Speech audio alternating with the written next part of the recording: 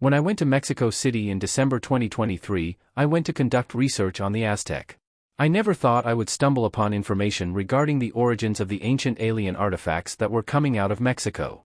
The topic of these objects has been an obsession of mine for years, leading to discussions, presentations, and countless hours of investigation, both online and throughout Mexico. Many individuals have stated these objects are from an ancient culture or civilization that existed thousands of years ago in present-day Mexico. Many have supposedly been excavated out of the ground near Ojuelos de Jalisco and sold for hundreds and even thousands of dollars. Glue that had attached gems or other material to some of the stone artifacts had supposedly been carbon-14 dated by the University of Arizona and several other private testing labs. In one of my prior YouTube videos, I showed that almost any glue used would show up in tests as being thousands of years old because of the hydrocarbons they contain. I contacted the University of Arizona and a private testing facility in the state of Washington and found out that what is being claimed online and by certain people around the world as to the age of these artifacts is 100% bogus, a lie. The same 3 or 4 carbon test results are being used to sell thousands of these artifacts to unsuspecting buyers that believe what they are purchasing is truly ancient in age, the real deal. Some of these artifacts carry a price tag well into the 5-figure range. At one point, I believed that several of the artifacts from families in the Jalisco area of Mexico were real. These had been around since the 1970s. Now I question the provenance of those as well. While I was in Mexico City, I wanted to do something different for my YouTube channel. I decided to go to the Museo del Juguete Antigua Mexico, in English, the Toy Museum of Mexico. Never did I suspect I would find information on ancient alien artifacts at a toy museum. It turned out that I would locate the real origin of these questionable relics. Please remember, in the end, I am hoping to save people from spending their hard-earned money on lies and deceit. I entered the toy museum and was amazed at what one individual has collected over a lifetime. Millions of toys and other collectibles fill the 5-story building. The rest of the collection is packed away in additional connected warehouses, all owned by Mr. Roberto Yuichi Shimizu Kinoshita. Mr. Shimizu's father came from Japan to Mexico City in 1929. Mr. Shimizu's mother immigrated to Mexico from Japan in 1936. Robert was born soon after and never moved away from the area his parents lived in and the buildings his father built.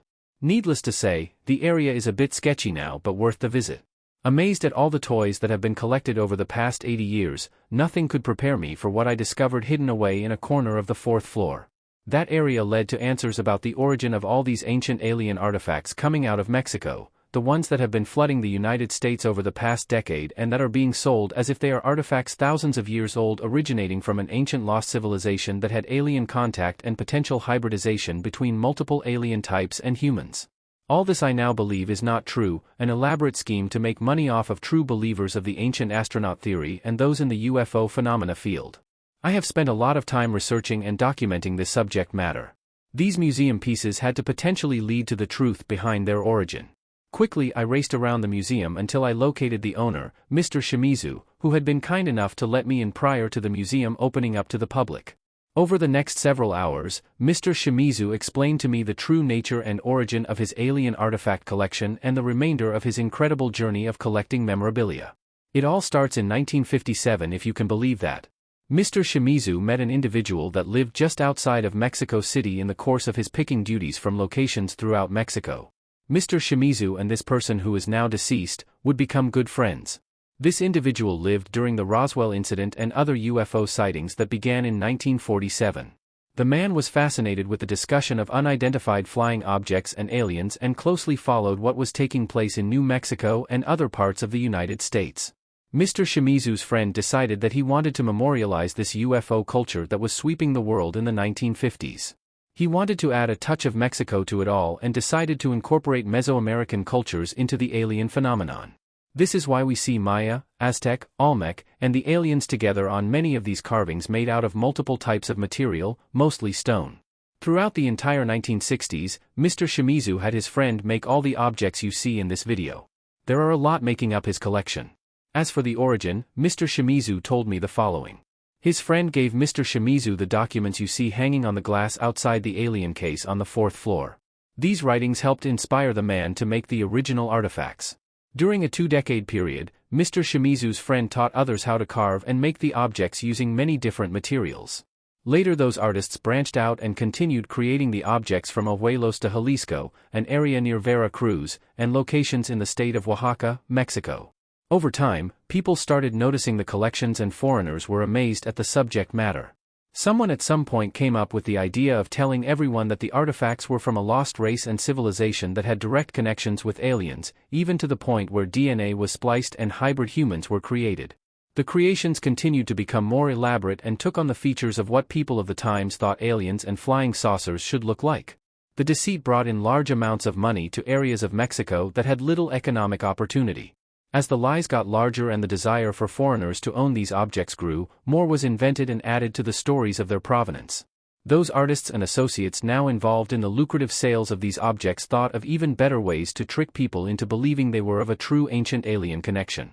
They began burying the objects and let them remain in the ground for months, even years, allowing for tree roots to grow around some, only at a later date excavating them out of the ground while buyers looked on or while they videotaped the excavations. This supposedly added credence to the provenance of the recently produced objects. Then someone realized that glue used to hold gemstones or other pieces of the objects together on some of these artifacts had organic substances in them and should be carbon-14 dated. Unfortunately, as I have already discussed, any glue with a hydrocarbon compound will come back with a date of several thousand years old. So, now you know, now I know the origin of the ancient alien Mexico artifacts. Thanks to a toy museum in the largest city of the Americas, I can finally let this obsession of mine rest. Please go back in my YouTube history and look at the original presentation on these objects. It will fill in any gaps not presented here. If you have not done so already, please subscribe to my YouTube channel and give this video a like by pressing the thumbs up button. Until next time everyone, let the buyer beware.